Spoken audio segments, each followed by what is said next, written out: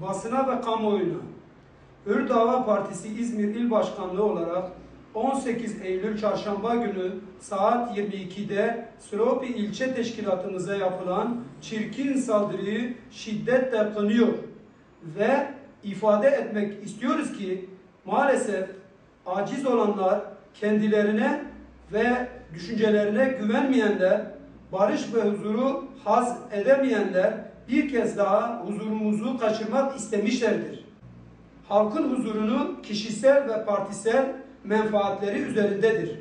Bize göre halkımızın geleceği, huzur, insani ve İslami hakları tüm kişisel ve partisel menfaatlerin üzerindedir.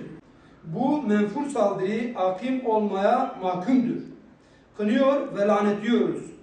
Bu vesileyle Hür Dava Partisi Silopi yetkililerine ve Silopi halkına geçmiş olsun dileklerimizi iletiyor. Bu saldırının bir daha tekrarlanmamasını ümit ediyoruz. Hür Dava Partisi İzmir İl Teşkilatı.